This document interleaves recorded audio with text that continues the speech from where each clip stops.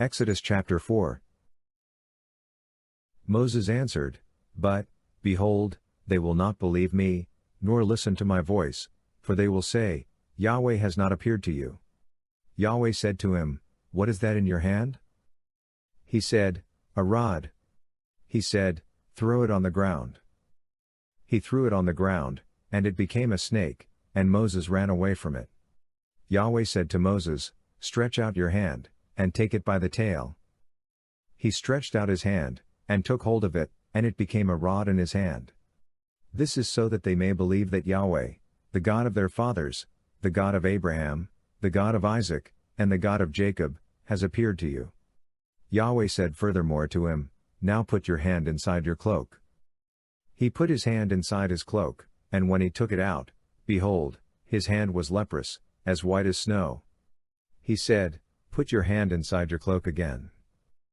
He put his hand inside his cloak again, and when he took it out of his cloak, behold, it had turned again as his other flesh. It will happen, if they will not believe you or listen to the voice of the first sign, that they will believe the voice of the latter sign. It will happen, if they will not believe even these two signs or listen to your voice, that you shall take of the water of the river, and pour it on the dry land.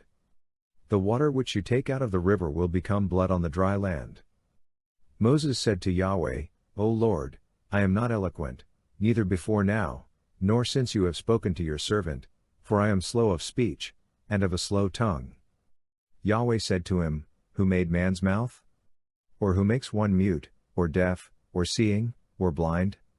Isn't it I, Yahweh? Now therefore go, and I will be with your mouth, and teach you what you shall speak. Moses said, O Lord, please send someone else. Yahweh's anger burned against Moses, and he said, What about Aaron, your brother, the Levite? I know that he can speak well. Also, behold, he is coming out to meet you. When he sees you, he will be glad in his heart. You shall speak to him, and put the words in his mouth. I will be with your mouth, and with his mouth, and will teach you what you shall do. He will be your spokesman to the people. It will happen that he will be to you a mouth, and you will be to him as God. You shall take this rod in your hand, with which you shall do the signs. Moses went and returned to Jethro his father-in-law, and said to him, Please let me go and return to my brothers who are in Egypt, and see whether they are still alive. Jethro said to Moses, Go in peace. Yahweh said to Moses in Midian, Go, return into Egypt, for all the men who sought your life are dead. Moses took his wife and his sons, and set them on a donkey, and he returned to the land of Egypt. Moses took God's rod in his hand. Yahweh said to Moses, When you go back into Egypt, see that you do before Pharaoh all the wonders which I have put in your hand, but I will harden his heart and he will not let the people go. You shall tell Pharaoh, Yahweh says, Israel is my son, my firstborn, and I have said to you, Let my son go, that he may serve me, and you have refused to let him go. Behold, I will kill your firstborn son.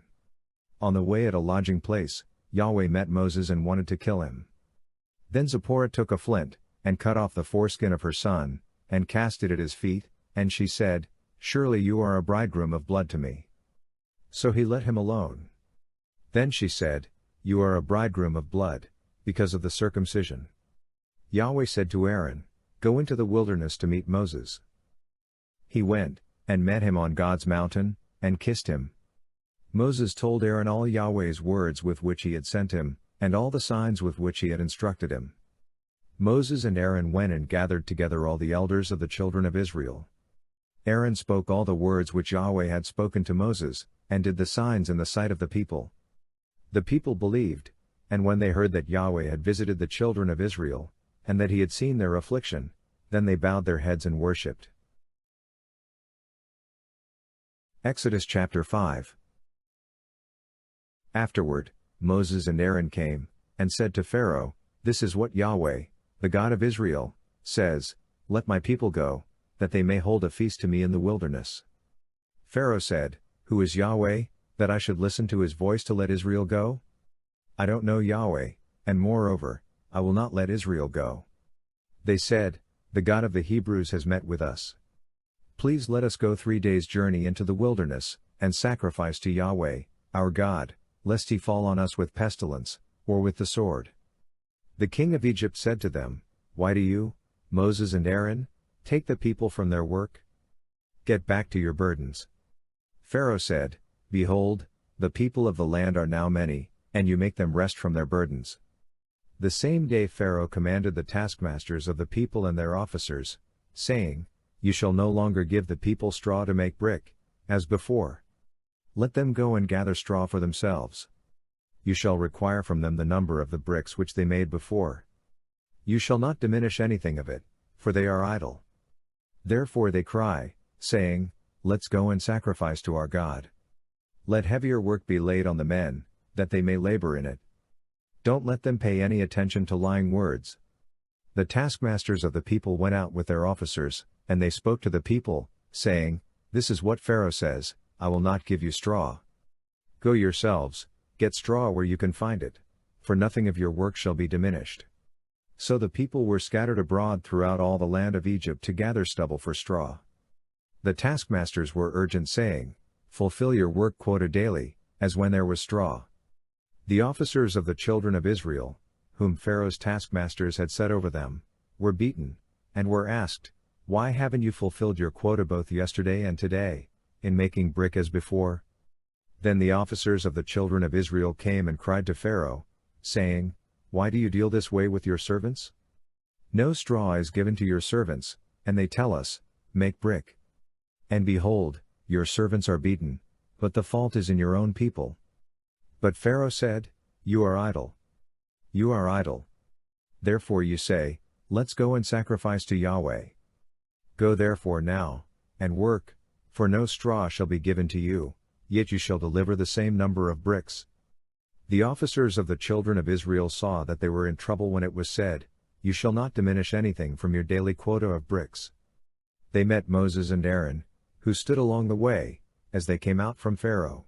They said to them, May Yahweh look at you and judge, because you have made us a stench to be abhorred in the eyes of Pharaoh, and in the eyes of his servants, to put a sword in their hand to kill us. Moses returned to Yahweh, and said, Lord, why have you brought trouble on this people? Why is it that you have sent me? For since I came to Pharaoh to speak in your name, he has brought trouble on this people. You have not rescued your people at all. Exodus chapter 6. Yahweh said to Moses, Now you shall see what I will do to Pharaoh, for by a strong hand he shall let them go, and by a strong hand he shall drive them out of his land. God spoke to Moses, and said to him, I am Yahweh. I appeared to Abraham, to Isaac, and to Jacob, as God Almighty, but by my name Yahweh I was not known to them. I have also established my covenant with them, to give them the land of Canaan, the land of their travels, in which they lived as aliens. Moreover I have heard the groaning of the children of Israel, whom the Egyptians keep in bondage, and I have remembered my covenant. Therefore tell the children of Israel, I am Yahweh, and I will bring you out from under the burdens of the Egyptians, and I will rid you out of their bondage, and I will redeem you with an outstretched arm, and with great judgments. I will take you to myself for a people. I will be your God, and you shall know that I am Yahweh your God, who brings you out from under the burdens of the Egyptians.